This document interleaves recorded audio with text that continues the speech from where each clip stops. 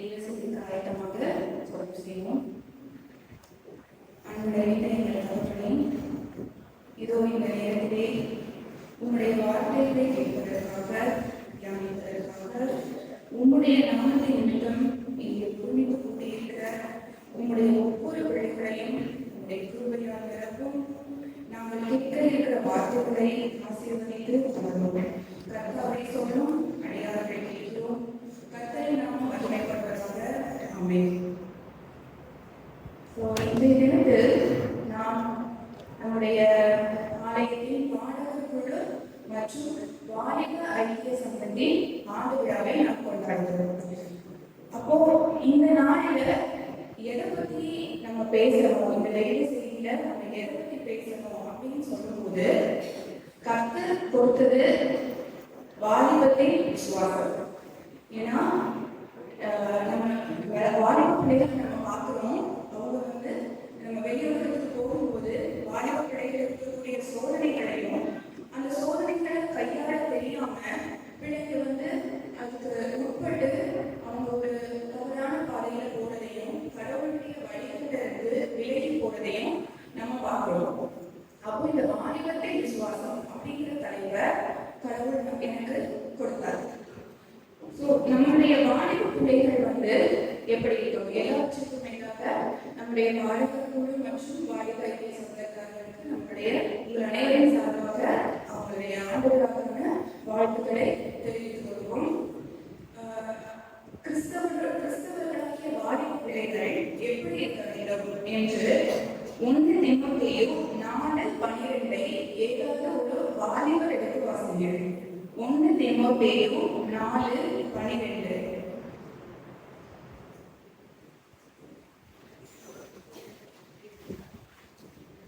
இதுலதான் நம்ம ரொம்ப வேகமா இருக்கிறோம் இல்லையா? இதே நம்ம அம்மாமார்கள்னா அடுத்த செகண்ட் காம்படிஷன்ல வாசிச்சிருப்பாங்க. 1 தீமோத்தேயு 4:12.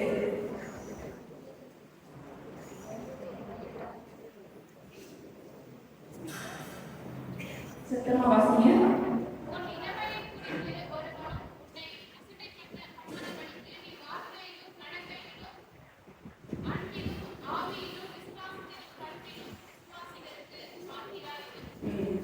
உன் இளமையை குறித்து ஒருவனும் உன்னை அசட்டை பண்ணாதவனுக்கு நீ வார்த்தையிலும் நடக்கையிலும் அன்பிலும் ஆவியிலும் விசுவாசத்திலும் கற்பிலும் விசுவாசிகளுக்கு மாதிரியாக.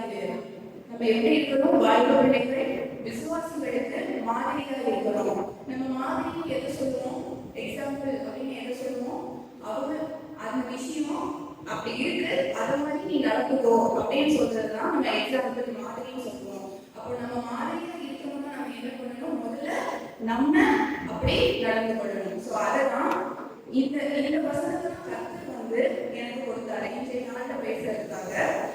அப்போ நம்ம இந்த அத்தனை விஷயங்களையும் பார்த்து கொண்டு நம்ம விசுவாசிகளுக்கு எப்படி மாதிரியா இருக்க முடியும் அப்படிங்கிறது ஒரு கஷ்டமான விஷயம் நிறைய இன்றைய காலகட்டத்தில். ஏன்னா வாலிப பருவம் அப்படிங்கிறது ரொம்ப ஒரு இம்பார்ட்டண்டான ஒரு விஷயம். ஏன்னா வயசானவங்களை கேட்டவங்க அவங்களுடைய வாலிப பருவம் பற்றி பேசும்போது மறுபடியும் அந்த பருவத்தையே அவங்க போயிடுவாங்க. ஒவ்வொருத்தருடைய வாழ்க்கையிலுமே அது ரொம்ப ஒரு முக்கியமானது, பவர்ஃபுல்லான ஒரு பீரியடும் கூட. அதனாலேயே இந்த சாதாவுடைய சோதனைகள் வாலிப பிள்ளைகளுக்கு ரொம்பவே அதிகமாயிருக்கும். அப்போ இந்த சாதாவுடைய சோதனைகளை நம்ம எப்படி எதிர்கொண்டு வெற்றி கொள்ளணும் அப்படிங்கிறத ஒரு 4 கருத்துக்கள் மூலமா நம்ம சிந்திக்கலாம். முதல் கருத்து identity, purpose and our calling. ஓகேவா? நம்மளுடைய அடையாளம், நம்மளுடைய நோக்கம் மற்றும் நம்மளுடைய அழைப்பு. ஸோ அடையாளம் இப்போ அழகா ஸ்கிட்டு ரொம்ப அழகா நம்மளுடைய பயிரிலிருந்து பண்ணாங்க. என்னோட பாதி மெசேஜோட கருத்துக்களை அவங்களுடைய நாடகம் மூலமா அவ்வளோ நகைச்சுவையா அவங்க வெளியே கொண்டு வந்து கொடுத்துட்டாங்க. அதுல அவங்க ஒரு பொண்ணு ப்ரேயர் பண்ணிட்டு இருக்கும் போது அது சாதாரண அவங்க வச்சிருக்காங்க. ஒரு பையன் கேட்கிறான், நீங்க நல்லா பாடுறீங்க, ஆனா உங்களுக்கு மைக் வைக்கலையே அப்படின்னு சொன்ன உடனே அந்த பொண்ணு என்ன பண்ணிடுறா, எனக்கு தான் மைக் வைக்கலையே, நான் ஏன் பாடணும் அப்படின்னு சொல்லி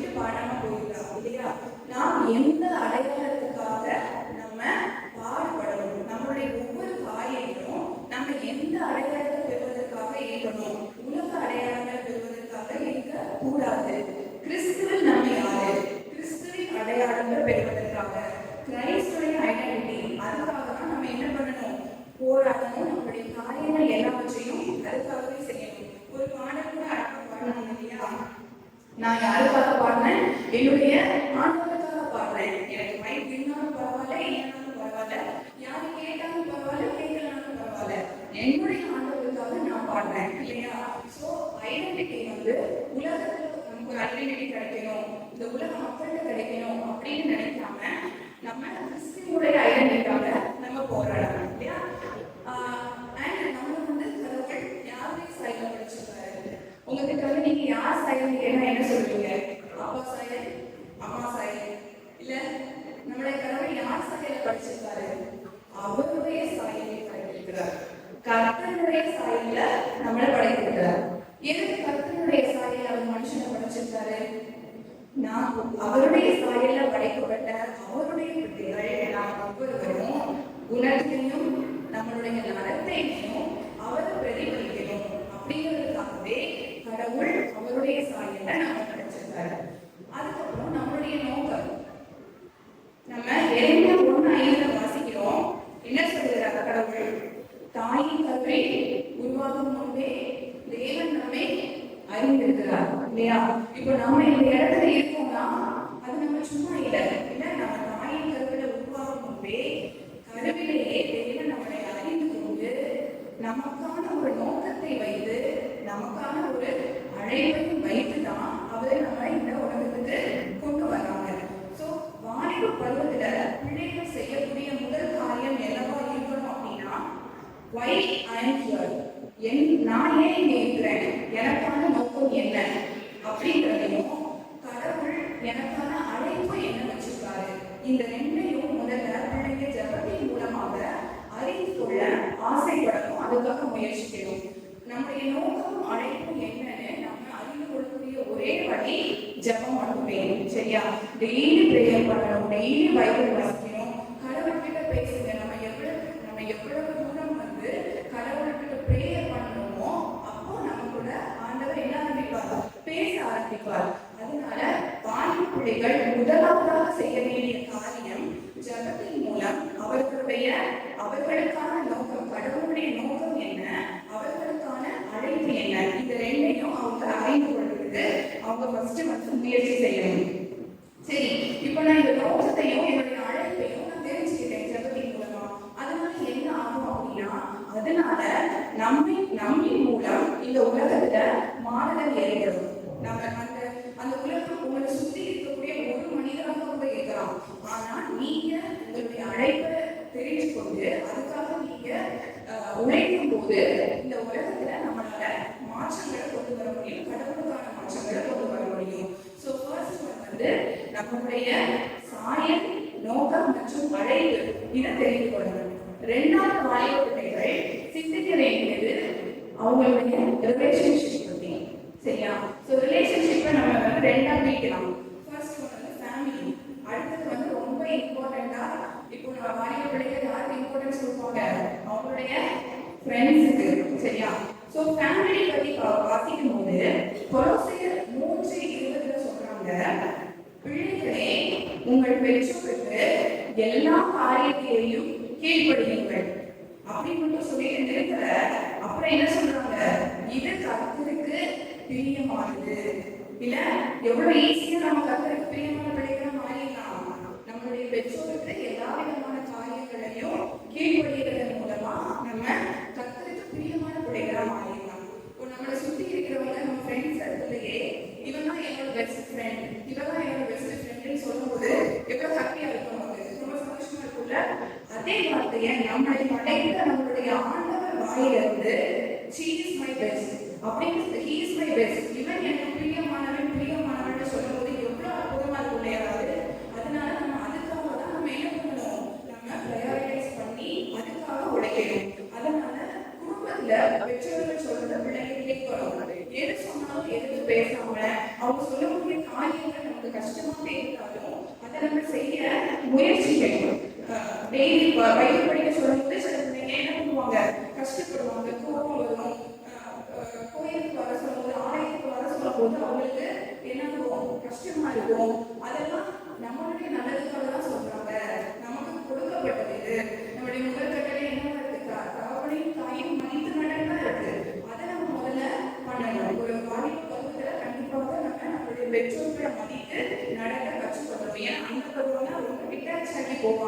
ஃப்ரெண்ட்ஸு காலேஜ் ஹாஸ்டல்ஸ் போவாங்க, வேலைகளுக்கு போவாங்க. அந்த நேரத்தில் டிட்டாச் ஆகி இருக்கும்போது நமக்கு இந்த உலக பிரகாரமான சோதனைகள் நிறைய வரும். ஆனால் நம்ம மறுபடியும் நம்ம ஃபேமிலிக்கு நம்ம அட்டாச் ஆகி இருக்க ட்ரை பண்ணிக்கிட்டே இருக்கணும். அது நம்ம விசுவாசத்தின் வழியில கொண்டு போய் சேர்க்கும். இரண்டாவது ஃப்ரெண்ட்ஷிப், ரிலேஷன்ஷிப்லேயே ரெண்டாவது ஃப்ரெண்ட்ஷிப். நம்மளுடைய நட்பு எப்படி இருக்கணும்?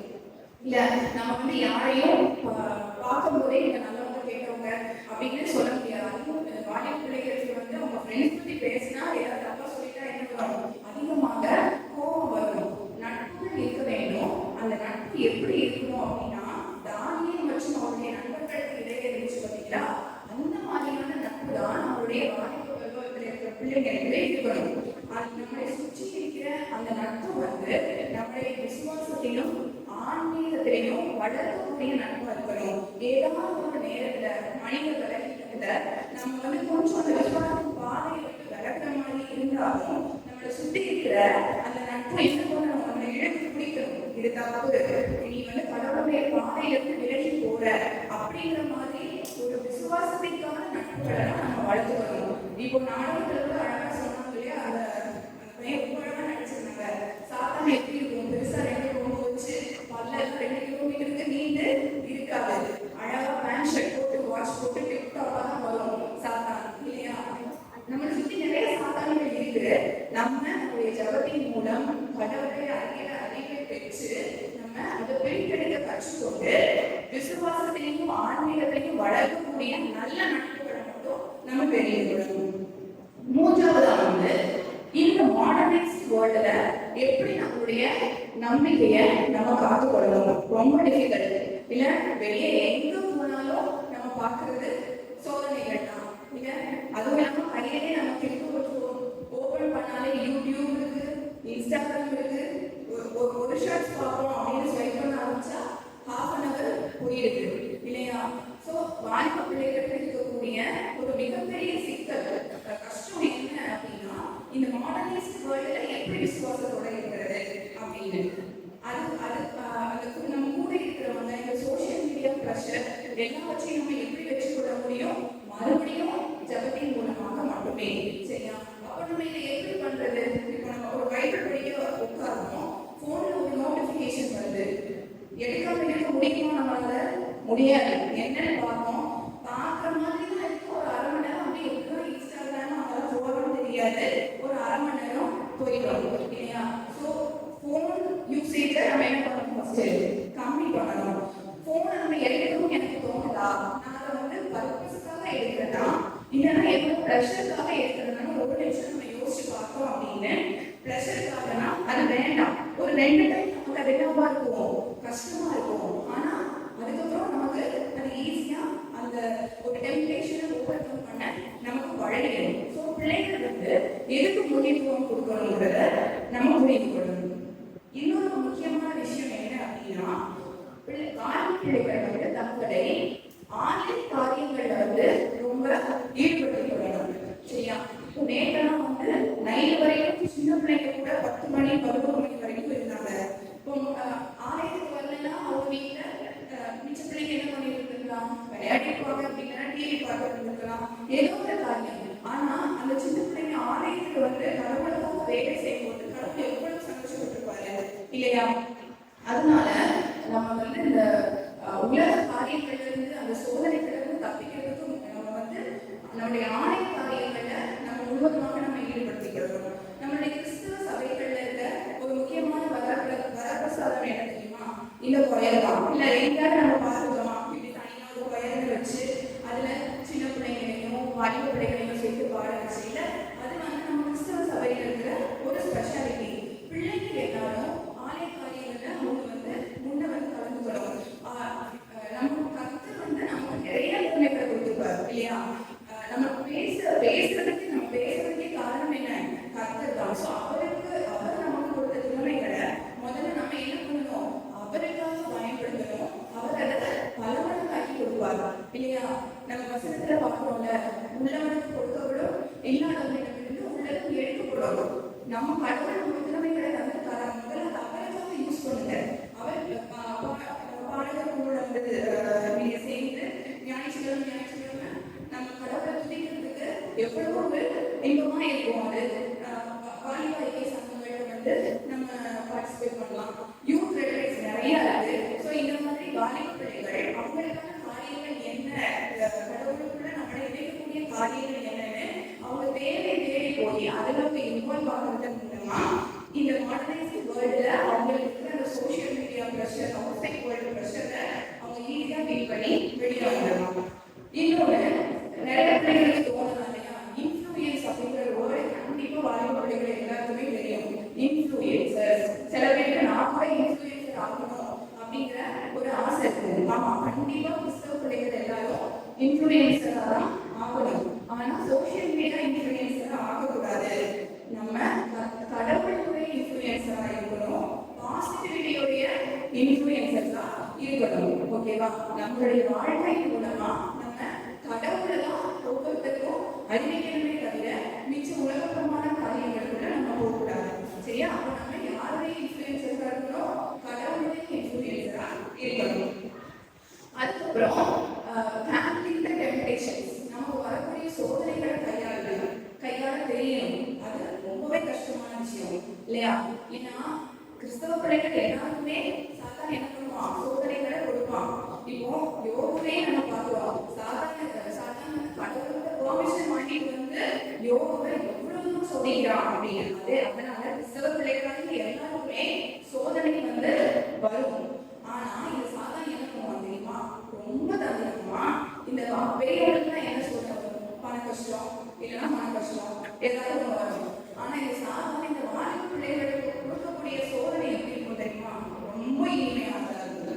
அந்த சோதனைகளை செய்யும் போது அவங்களுக்கு ரொம்ப சந்தோஷம் கொடுக்கக்கூடியதா இருக்கும். அது தவறா சரியான பிரிச்சு பார்க்க முடியாத அளவுக்கு அவன் அவ்வளோ அழகா அந்த சோதனையை சாக்லேட் ரேப்பர்ல வந்து ரேப் பண்ணி கொடுக்குற மாதிரி கொடுப்பான். சரியா?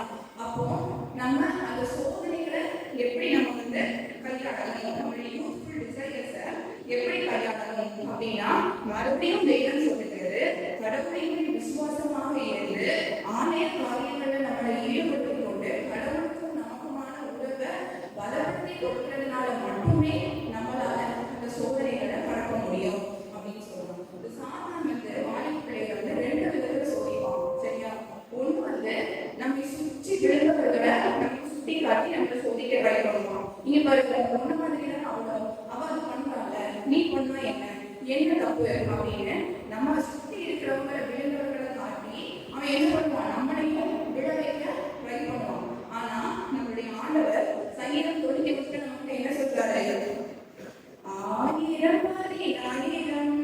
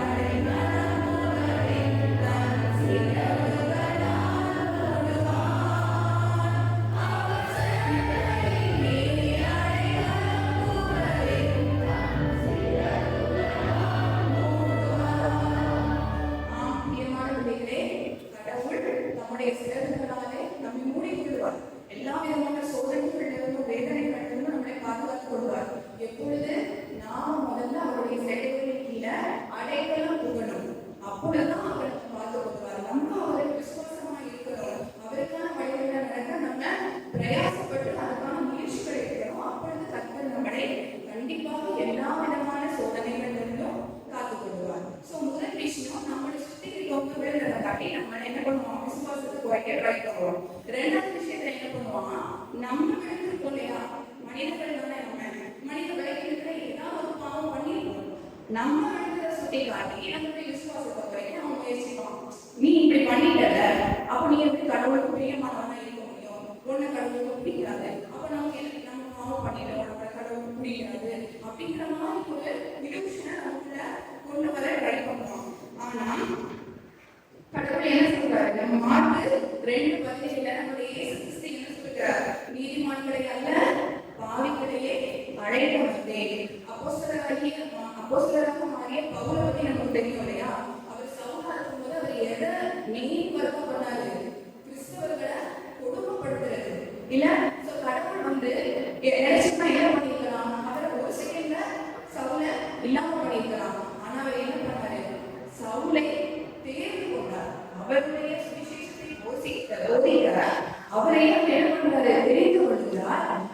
அதே நேரத்துல அந்த இடத்துல சவுல் என்ன பண்றாரு, அவ்வளவு ஸ்டப்பனா அனனியாவை தேடி கொல்லணும் அப்படிங்கிறதுல போன சவுல் கடவுள் அவர்கிட்ட வந்தவரை ஒரு செகண்ட அவருடைய பாவத்தை எல்லாம் உணர்ந்து அவர் அறிக்கையிட்டு பாவமற்ற மனிதனா மாறிடுறாரு இல்லையா? ஞானஸ்நானம் பெற்று கொள்கிறார், பாவமற்ற மனிதனா மாறிடுறாரு. அதனால நம்மளுடைய முந்தைய காலங்கள்ல வாலிப பிள்ளைகள் இல்லை நான் இந்த தப்பு பண்ணிட்டேன் அப்படின்னா உங்களுக்கு மனசுல கஷ்டமா இருந்துச்சுன்னா கண்டிப்பாக நம்மளுடைய தகவல் அந்த தவறுகளுக்காக நம்மை வெறுக்கவே மாட்டார், ஒதுக்கவே மாட்டார்.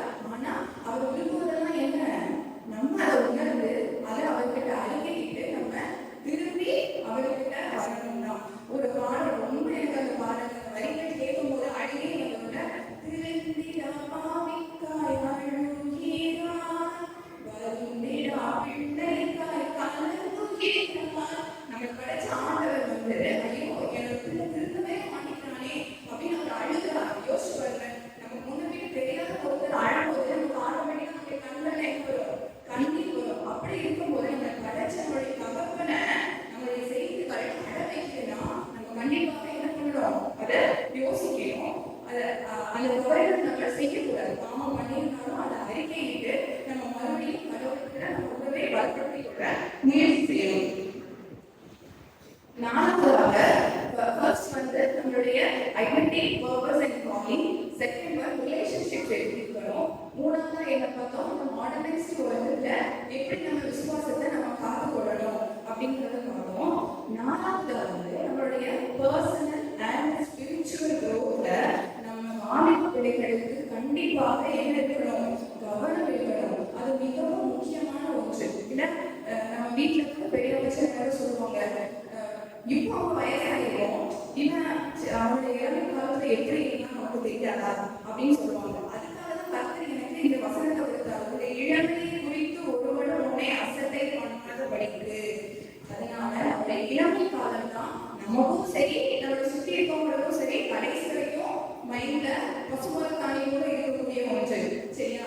அதனால நம்மளுடைய பர்சனல் அண்ட் ஸ்பிரிச்சுவல் குரோத்துக்கு நம்மளுடைய இளமை பருவத்துல ரொம்ப இம்பார்ட்டன்ஸ் கொடுத்து நம்ம அதை வந்து காத்துக்கொள்ளணும். ஸோ அதை ஃபர்ஸ்ட் எப்படி நம்ம காத்துக்கொள்ளலாம் அப்படின்னா நம்மளுடைய விசுவாசத்தை வளர்த்து கொள்வதன் மூலமா, சரியா? ஏற்கனவே சொன்னது போல ஆலய காரியங்களை நம்மளை ஈடுபடுத்திக் கொள்ளலாம். இந்த கோயில நம்ம ஜாயின் பண்ணலாம், வெளியே இருக்க ஜப கூட்டங்களுக்கு போகலாம். இப்படி ஆலய காரியங்களை நம்ம ஈடுபடுத்திக் கொள்வதன் மூலமா நம்ம வந்து நம்ம ஸ்பிரிச்சுவல் க்ரோத்தை வந்து நம்ம இம்ப்ரூவ் பண்ணணும். ரெண்டாவது வந்து பிரேயர். இல்ல பிரேயர்ங்கிறது ரொம்ப முக்கியமான ஒண்ணு. டெய்லி வந்து நம்ம பைபிள் வாசிக்கணும். அதையும் தாண்டி ஒரு 10 minutes தனியா உட்காந்து நம்ம பிரேயர் பண்ண பழகணும். சும்மா நம்ம வந்து நம்ம அப்பா அம்மா கிட்ட பேசுற மாதிரி தனியா உட்காந்து பண்ணுறது, ஃபேமிலி பிரேயர் பண்ணுங்க. தனியா நீங்க தூங்க போறதுக்கு முன்னாடி பிரேயர் பண்றதுக்கு இடம் பொருள் எதுவுமே தேவையில்லை இல்லையா? ஒரு பஸ்ல போய் காலேஜ் பஸ்ல போயிட்டீங்க அப்படின்னா போற டைம்ல 10 நிமிஷம் உங்க மனசுக்குள்ள நீங்க பிரேயர் பண்ணுங்க, கடவுள்கிட்ட பேசுங்க, அது வந்து கேட்பாரு கண்டிப்பா. இப்போ இதுக்கு நான் ஒரு இன்சிடென்ட் சொல்றேன். ஏன்னா பிரேயர் வந்து ரொம்ப வல்லமை மிக்கது. அது வந்து வல்லமை மிக்க ஆட்கள் தான் பேசணும்லாம் கிடையாது. ஒரு 10 வயசு பையன் கூட விசுவாசத்தோட அவனுடைய மனதையில அவர்கிட்ட பிரேயர் பண்ணானா அவன் கேட்கறது நடக்கும் இல்லையா? பிரேயர் பண்ணதான் கடவுள் என்ன பண்ணுவாரு, நம்ம கிட்ட பேச ஆரம்பிப்பாரு. முதல் பிரேயர் நம்ம கடவுள்கிட்ட கேட்கறதும் பேசுறதுமா இருக்கும். போக போக அந்த பிரேயர் என்ன ஆகும்னா அது வந்து ஒரு டியூரே கான்வர்சேஷனா மாறிடும். நமக்கும் கடவுள் உண்டாகுமா. அதுக்கு ஒரு சின்ன இன்சிடென்ட் சொல்றேன். இப்போ இன்னைக்கு மெசேஜ் வந்து நீங்க கொடுக்குறீங்களா அப்படின்னு கேட்கும்போது எனக்கு ரொம்ப பயமா இருந்துச்சு. ஏன்னா இது வரைக்கும் இப்படி என்ன மெசேஜ் எல்லாம் நான் கொடுத்துட்டேன். என்னை விட நல்ல வேதாந்தம் படிச்சவங்க அறிஞ்சவங்க இருப்பாங்க, நல்லா பேசக்கூடிய ஆளுநர்கள் இருப்பாங்க இல்லையா? அதனால ரொம்ப எனக்கு பயமா இருந்துச்சு. ஆனாலும் நான் சொன்னேன், நான் எனக்கு ஒரு நாள் டைம் கொடுங்க அப்படின்னு. நான் உடனே வேண்டாம்னு சொல்லல. ஏன்னா சப்போஸ் இது நான் செய்யறது கர்த்தருடைய சித்தமா இருந்தது, கர்த்தருடைய சித்தத்தை நான் வேண்டாம்னு சொல்லிட்டேன்னா அப்படி நம்ம செய்யக்கூடாது. கர்த்தருடைய சித்தத்தை அறிய நம்ம ஆசைப்படணும். அப்ப என்ன ஒரு நாள் டைம் கொடுங்கன்னு சொல்லிட்டு நான் ப்ரேயர் பண்ணேன். இப்படி நான் எனக்கு பயமா இருக்கு, ஆனா நான் பண்ணலாமா வேண்டாமான்னு நம்ம ஜெபிக்கும் போது எனக்கு கர்த்தர் கொடுத்த பைபிள்ல 2 இடங்களை வந்து எனக்கு கர்த்தர் ஞாபகப்படுத்தினார். ஒண்ணு வந்து மோசே, இன்னொன்று வந்து எசாயா. மோசையை கடவுள் அழைக்கும் போது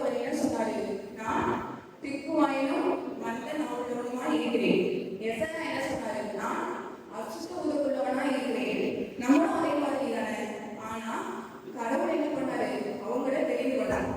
ஸோ அந்த நேரத்தில் நான் நினைச்சேன், ஓகே இதை நான் செய்யறது கர்த்தருக்கு பிரியமா இருக்கிறது, நம்ம செய்வோம். அவர் எனக்கு ஞானத்தையும் கூட எனக்கு வழிநடத்தையும் கொடுப்பாரு அப்படின்னு நான் இதுக்கு நல்லபடியாக நான் ப்ரிப்பேர் பண்றதுக்கு கடவுள் எனக்கு உதவி செஞ்சார்.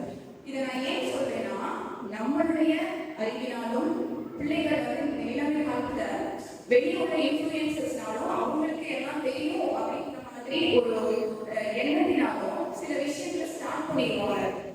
அந்த கடவுளுடைய சித்தம் என்ன அப்படிங்கறத அவங்க அறிஞ்சு கொள்ள தயாராக இருக்க மாட்டாங்க. அதுல வந்து கடவுளுடைய சித்தம் என்ன அப்படின்னு அறிந்து கொள்ளணும் அப்படிங்கறதே அவருடைய பிள்ளைகளுக்கு தெரியாம இருக்கு இல்லையா? அவங்க செய்ய மாட்டாங்கன்னு சொல்லல, அவங்களுக்கு தெரியாம இருக்கு. நம்ம பிள்ளைகளுக்கு சொல்லணும், ஒரு காரியத்தை செய்ய போறியா, ஒரு இடத்துக்கு போறியா, இல்ல ஒரு விஷயம் படிக்க போறியா, ஒரு விஷயம் பண்ண போறியா, ஜபத்துக்குள்ளாக வைத்து அதை கடவுளுடைய சித்தம் என்னன்னு நம்ம அறிந்து கொள்ளணும். ஓகேவா? அது மிகவும் முக்கியமானதாக வந்து அது மேலும் இது வந்து ஜபத்தினால் மட்டுமே சாத்தியம். நீங்க ஜெபிக்க உங்களுக்கே தெரியும், நம்ம ஆண்டவர் நம்மளுடன் பேசுவார். அதை நம்ம நல்லா அறிந்து கொள்ள முடியும். சரியா? ஆனா சில பிள்ளைங்க கேட்கலாம், நான் ஜெபிச்சுட்டு தான் இந்த காரியத்தை ஆரம்பிச்சேன், ஆனாலும் எனக்கு இது நடக்கல. நான் வந்து கர்த்தருடைய சித்தம் அப்படின்னு அறிந்து கொண்டு தான் இந்த காரியத்தை பண்ணேன், ஆனாலும் எனக்கு இதுல தோல்வி தான் கிடைச்சது அப்படின்னு சில பிள்ளைங்க சொல்லலாம்.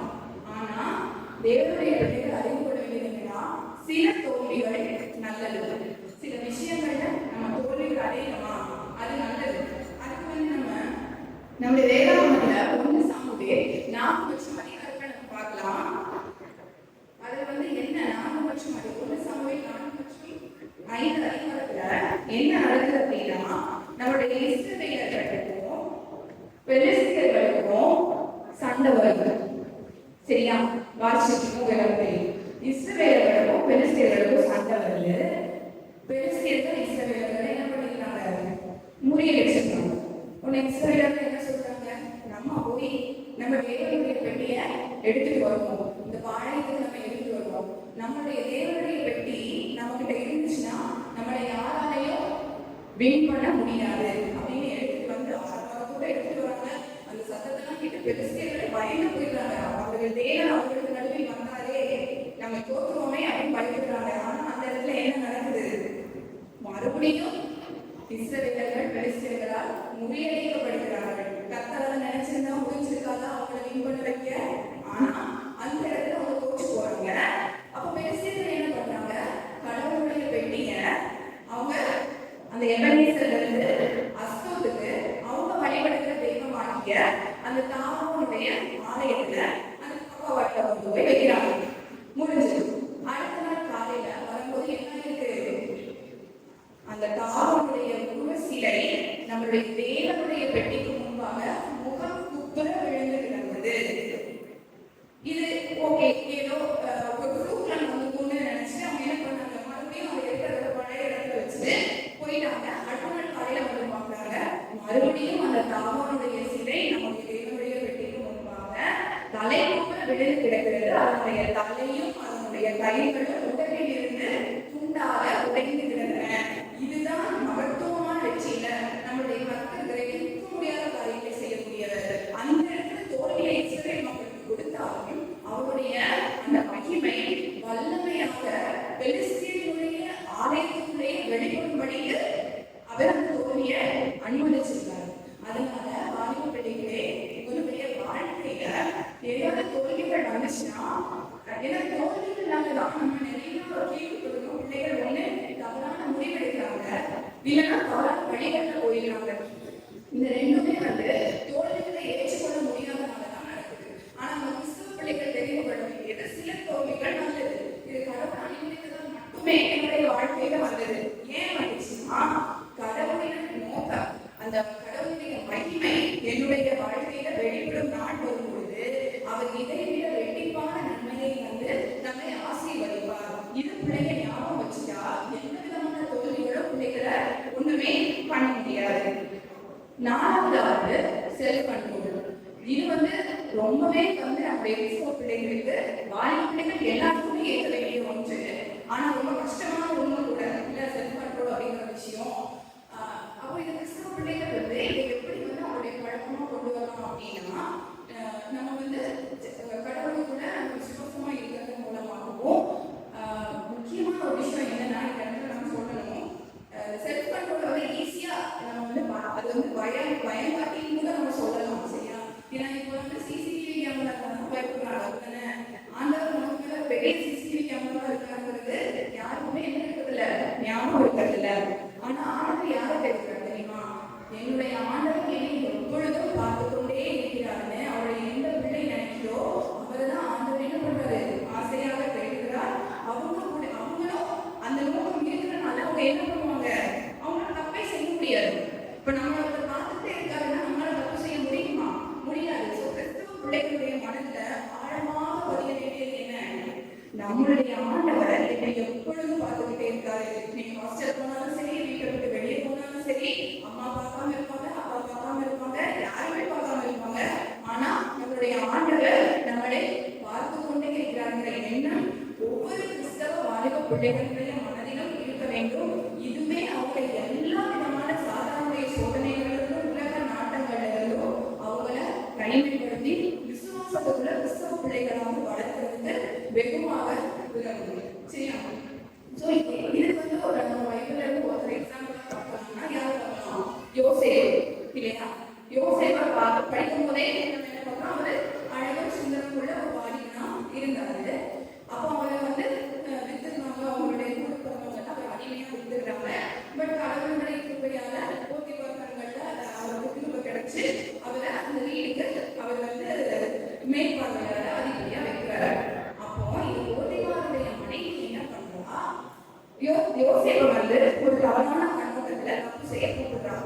சும்மா கூப்பிடல, அவன் என்ன பண்றா, அதுக்கான சூழ்நிலைகளை ஏற்படுத்துறா. எப்படி அவருடைய வீட்டுல இருக்க எல்லாரையும் வெளியே போக சொல்லி, வீட்டுல யாரும் இல்ல, நீயும் நானும் மட்டும்தான் இருக்கோம், என்னோட வந்து சைனின்னு சொல்றா. யோசேப்பு என்ன செஞ்சாரு, மேபி அவருக்கு அந்த இடத்துல அவளுக்கு உடன்பட்டிருந்தாருன்னா அவர் இன்னுமே நல்லா இருந்திருக்கலாம் அந்த இடத்துல. ஏன்னா அந்த காரியத்தை மறுத்தனால அவருக்கு கிடைச்சது சிறை தண்டனை இல்லையா? ஆனா யோசேப்பு ஏன் அந்த பாவத்துக்கு உட்படல? அவருக்கு தெரியும், என்னுடைய ஆண்டவர் என்னை பார்த்து கொண்டே இருக்கிறார். இந்த வீட்டுல யாரும் இல்லைனாலும் என் ஆண்டவர் என்னை பார்த்துக்கிட்டே இருக்காரு, என்னால தப்பு செய்ய முடியாது அப்படின்னு அவர் அந்த இடத்துக்கு போய் சிறை தண்டனை அனுபவிச்சாலும் விசுவாசியான அவருக்கு கடவுள் பல மடங்கு நன்மைகளை கொடுத்து மொத்த நாட்டுக்கும் அவர் அதிபதியா வைக்கிறார் இல்லையா? ஸோ கண்டிப்பாக கிறிஸ்தவர்களுடைய மனதில் இருக்க வேண்டியது, என் ஆண்டவர் என்னை எப்பொழுதும் பார்த்து கொண்டே இருக்கிறார். சரியா? ஸோ இந்த 4 கருத்துக்களையும் நம்ம வாழ்க்கையில நம்ம கடைபிடிச்சு நம்ம அதை ஃபாலோ பண்ணோம்னா நம்மளுடைய இந்த இளமை பருவம் அப்படிங்கிறது ரொம்ப ஆசீர்வதிக்கப்பட்டதா இருக்கும். அதே நேரத்தில் யார் வந்து நம்மளுடைய இளமை காலத்துல கற்றுக்குள்ள பயங்கர விசுவாசத்தோட அவருடைய உறவை பயங்கரமா பலப்படுத்திக்கிறாங்களோ அவங்களுடைய மீறி உள்ள ஜீவிய காலம் முழுவதும் அவங்கள கர்த்தர்கிட்ட இருந்து யாராலையும் பிரிக்க முடியாது. கர்த்தருடைய நன்மையும் திருவடியும் அவருடைய ஜீவிய காலம் முழுவதும் அவர்களுடனே இருக்கும். சரியா?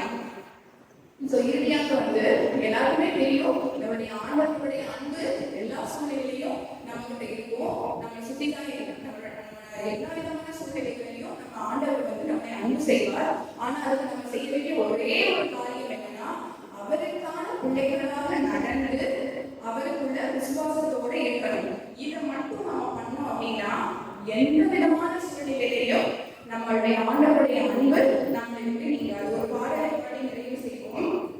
எந்த சூழ்நிலையும்